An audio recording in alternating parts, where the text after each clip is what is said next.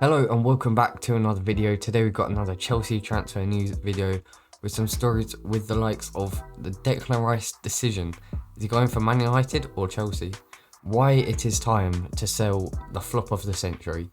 A brand new centre-back with loads of interest all from around Europe that Chelsea have set their eyes on.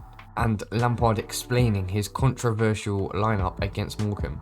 I'm currently recording this just before the Chelsea versus Morecambe game, so I don't know what the score is yet. You probably will by now, or it'll be uploaded during the game.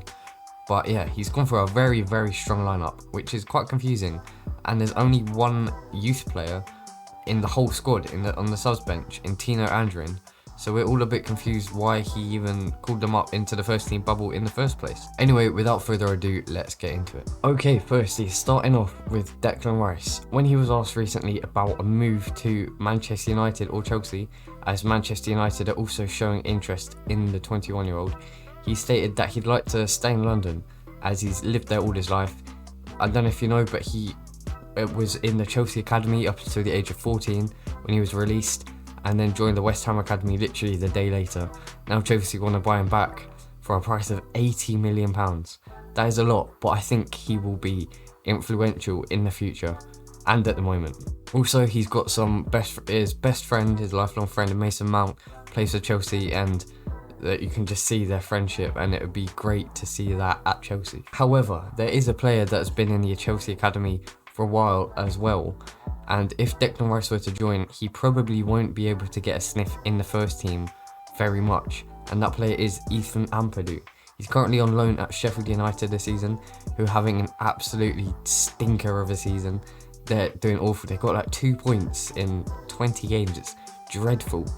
And yeah, Ampadu's not really done much. I haven't seen Sheffield United play much, but what I have, and Ampadu's not starting every game, and he's not really performing when he is. Ampadu's very versatile as well as Rice, and they can both play centre-back or as a number 6, as a CDM. So they're very similar players in that respect, but Declan Rice is just much better, I'd say, at passing, probably more physical, and can drive with the ball a lot better. You could argue that we already have our Declan Rice in Ethan Ampadu, but I do believe that Declan Rice would be a much better signing, and then we could maybe sell on or loan out Ethan Ampadu for another few seasons.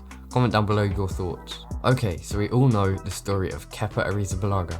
He played for Athletic Bilbao for a while, and he really shone out in Spain as a great young goalkeeper.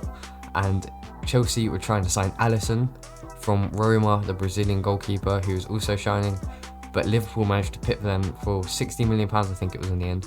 So Chelsea had to settle for KEPA Arrizabalaga, and they just ended up paying his release clause, which was £72 million. Now that is quite a big risk, thinking about the fact that he's still young, he's only really had a few good seasons in Spain, and he's not experienced at all, but it was a risk that Abramovich and the club were willing to take. And well, you can definitely say that it has not really worked out at all, and how they were planning, it has gone the complete opposite direction. His first season, it was a solid season. We won the Europa League, I think that was his first season when Sarri came in. But last season was awful. He was absolutely dire. He was the worst goalkeeper in the Premier League by a big margin. And for £72 million, I think he's one of the flops of the century. Obviously, Edouard Mendy came in for a price of £22 million, and it is an instant upgrade on KEPA Arrizabalaga. He's not been as good recently, but I think anything's better than KEPA. And Chelsea fans are all agreeing that we think it is time to sell KEPA. I don't really care what we sell him for, just cut our losses and get Donnarumma on a free. KEPA needs to go now. He's probably a bit of that deal never ended up going on or happening, or it just fell through. Chelsea, I think we need to sell him now. But with Willy Caballero looking like he could leave this January, as he's currently the 3rd choice keeper, where he prefers to be 2nd choice keeper, that would leave Chelsea with one goalkeeper in Edouard Mendy if KEPA and Willy Caballero were to go. So I think we need to keep hold of Caballero for the end of the season, get rid of KEPA. I think we can get £20-30 million for him. That's £40-50 million loss. But if we can agree a free transfer for Gianluigi Donnarumma, then in the future we could sell him on for a lot more than £50 million and earn all that money back. Okay, thirdly, Dio UPAMECANO. Please tell me how you pronounce his first name. I think it's UPAMECANO. Yeah, he's brilliant. He's 22 years old. He's a French centre-back and he's massive. He plays for RB Leipzig and really shone and proved himself last season in the Champions League. They went pretty far. I think they went to the semis in the end, losing to PSG, I think it was. Timo Werner didn't finish their run in the Champions League. He came to join Chelsea a bit early, but UPAMECANO was key to their long run in the Champions League. He's a massive centre-back and is pretty much like Kurt Zouma, but his ability on the ball, he's so calm on the ball, and yeah, he's a brilliant centre-back, and as you can tell, I love him, and I'd love him to join Chelsea. He has a €50 million release clause in his contract, which any club can activate, I'm pretty sure, meaning he could join this January for, I think that's probably £44 million, €50 million, I'd need to check that. And he could be the perfect long-term solution at centre-back for the club. With Malang Sarr coming back from loan at the end of the season, and also Chelsea are interested in Mohamed Simakan. They're all French. Mendy speaks French, Azpilicueta speaks French, Kurt Zouma speaks French, Thiago Silva speaks French. We've got a good French backline going on at the moment. Thiago Silva has been influential this season we're not in a good run of form at the moment, but he has been very good.